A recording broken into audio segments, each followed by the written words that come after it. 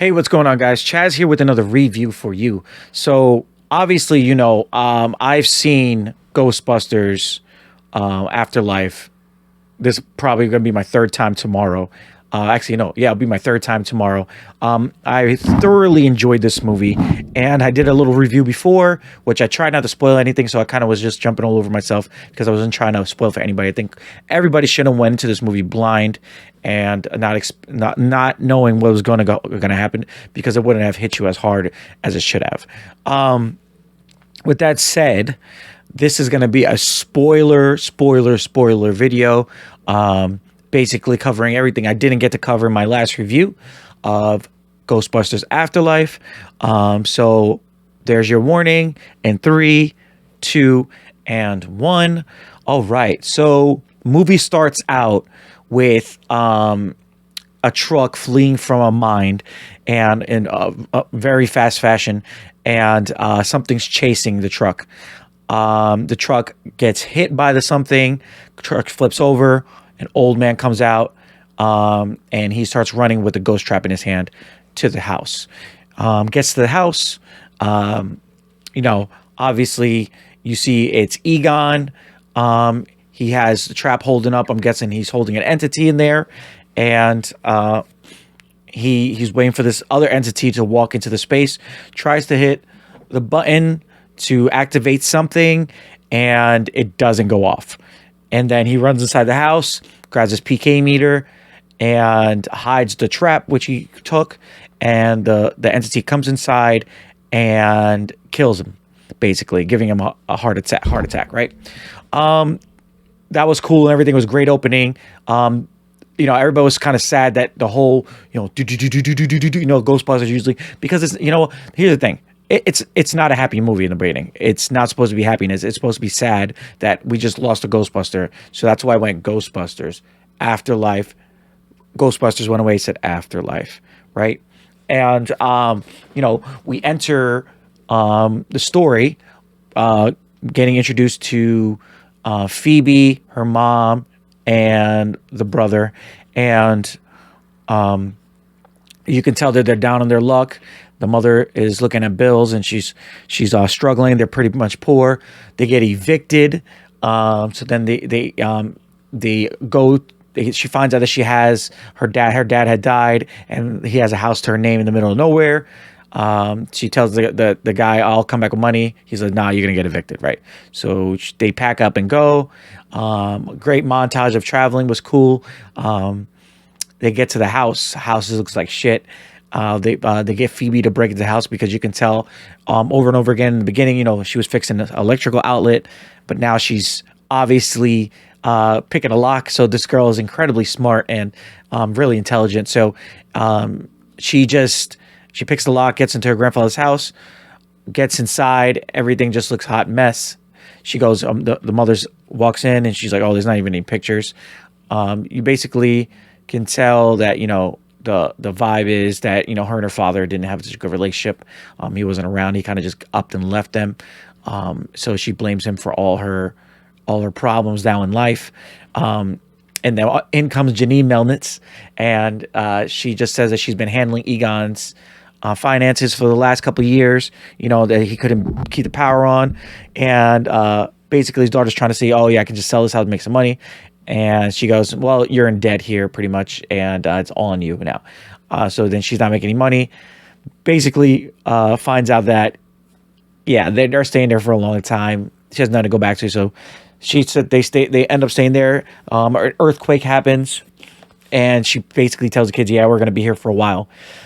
Fast forward to Phoebe goes to school, meets Paul Rudd's character.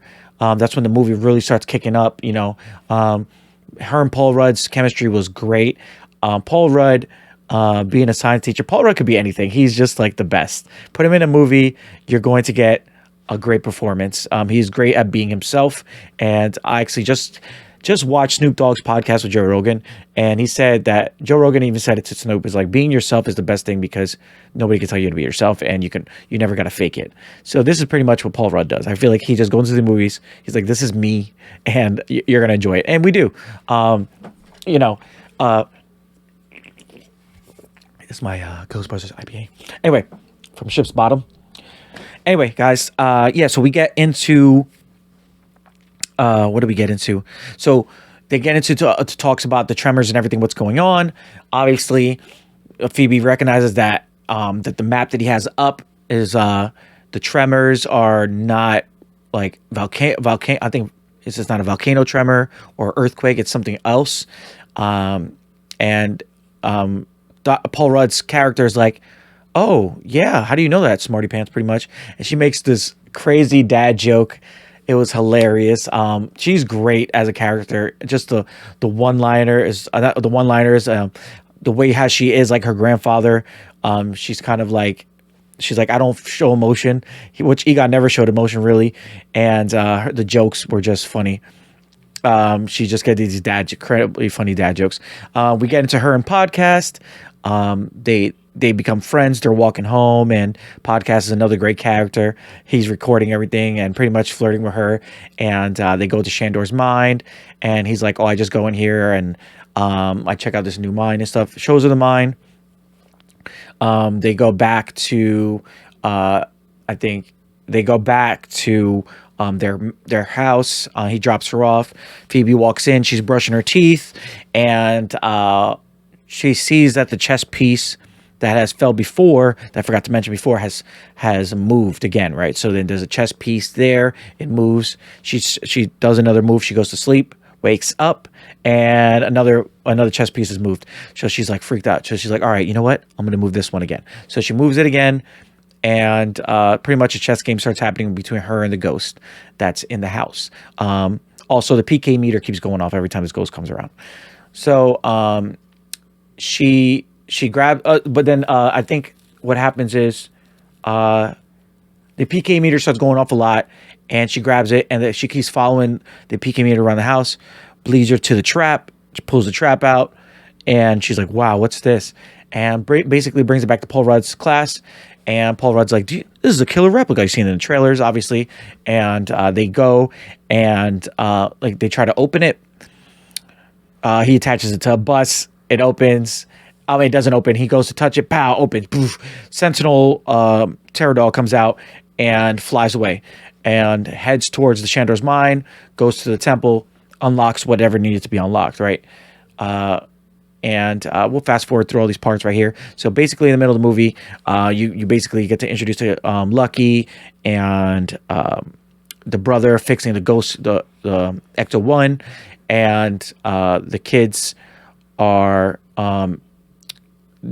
Phoebe. I think Phoebe finds Egon's lair with all his stuff in it, and basically grabs the pack and everything, calls podcast. They go test it out. As they're testing out, they hear something going on. It's a ghost.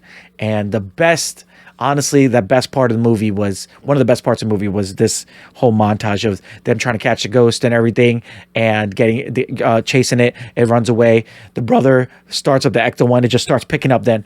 Brother picks up the Ecto-1, is driving it around the cornfield, flies over the ridge and sees the kids, picks them up. They get into Ghostbuster Ecto-1, and they go chasing after Muncher. And let me tell you, man, I love this scene so much. It was phenomenal. Yeah, it was just, them chasing them around the town. Finds the gunner seat. They shoot Muncher. He gets away, and then he's heading towards Shandor's mine, and they have this whole montage of them chasing him with the freaking RC car trap, which was amazing too as well. That whole scene was just great, man. They finally catch Muncher, lock him up, and the cops come and arrest the kids. Take the Ecto-1, take everything away from them, basically. And you find out that Lucky's dad is actually the sheriff of the town. Then you have podcast and them get bailed out by the parents. Parents are real pissed. And Phoebe gets into where her mom, like, why didn't you tell us my grandfather was Egon Spangler? And basically you could tell that Phoebe's mad and the mom's mad. So they kill that beef. And all of a sudden it cuts to Paul Rudd at Walmart. Obviously you've seen the commercials. the mini puffs come out, and they kill each other in the horrible fashion, and the terror dog's there, and the terror dog is looking at him like, and starts chasing him. He's like, "Oh, dip!" He starts running and stuff. Gets to his car. Obviously, the terror dog grabs him, and he becomes the new terror dog. That was the same character as I forgot his name. Anyway, same terror dog grabs him. He becomes the keymaster, and then obviously, what's the name? Her mom finds PK meter, follows it around, and finds Egon's lair with her with all the stuff in it and the pictures, and she gets real emotional. It's like, oh, my dad's been tracking me my whole life. He didn't come over here for nothing. Terror dog comes down there, captures her as well, and that happens.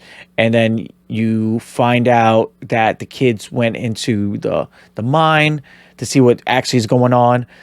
They see that Egon has set up the proton wand, the proton guns that he stole from the. Oh man, I forgot the whole scene. So basically, I forgot Phoebe's in lockup, and she's like, I need to have a call. She calls Ray. Ray pretty much explains everything that goes on between him and Egon, and why he left the Ghostbusters. Egon pretty much stole everything and left. And you feel like shit. Like they drag him through the mud and they make him look like crap.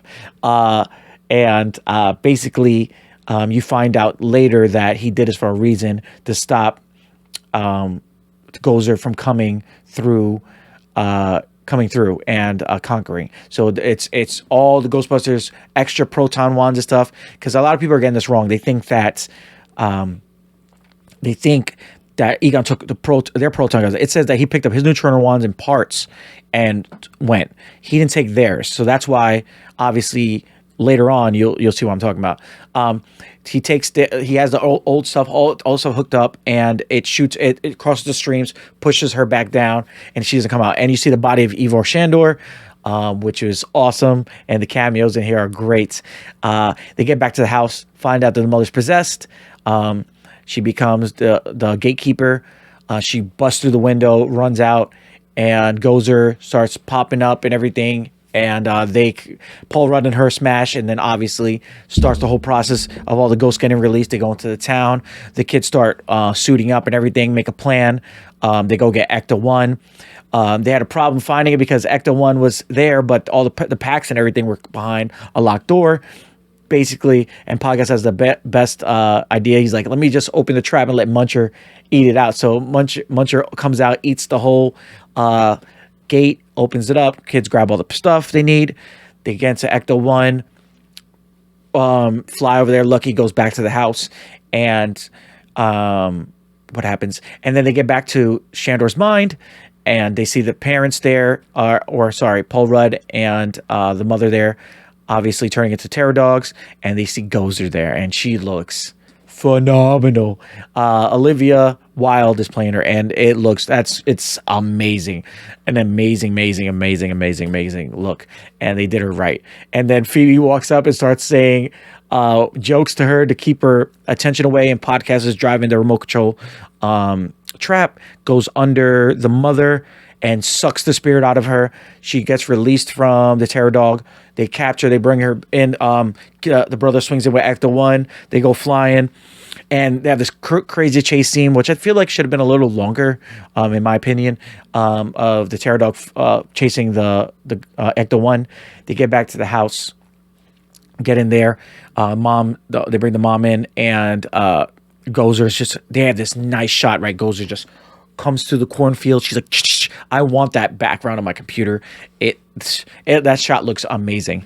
And they have Gozer come through, and the terror dog's there, and they start. Lucky comes out and blast her, and the kids are also trying. Well, Lucky tries to blast her, and she's getting hit, and then the brother swings out and tries to shoot the proton back, but you looking behind, and the mini puffs are destroying the Ecto-1, and so he can't shoot, and they're like, no. So she starts just taking out the pushes the laser away. I'm sorry, the proton blast away, and breaks open the trap.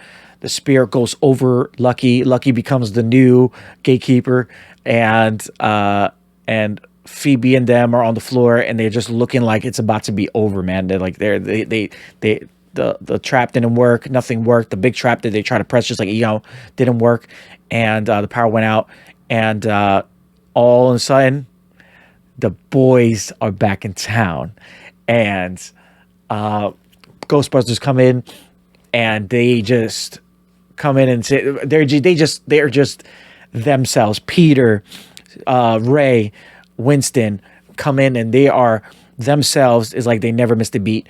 And obviously, Ray walks in and just says his little monologue about all where he is, the regulations and everything is just great, and who's protecting. And Peter's like rolling his eyes, and Winston's there, and they're like, light him up, and they grab the proton wands down. They start shooting Gozer.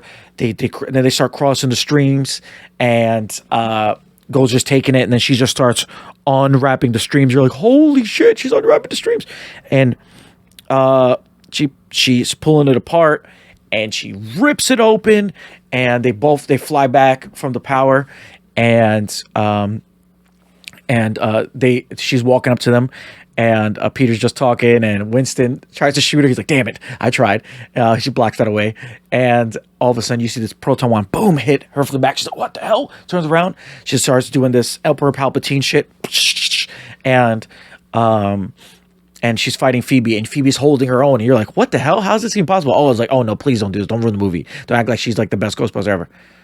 And what you see is the best moment that made me absolutely break down. Like, I was just like, wow. Harold Ramis, Egon, is helping her. It's her grandfather. He's the ghost that's been there the whole time helping her.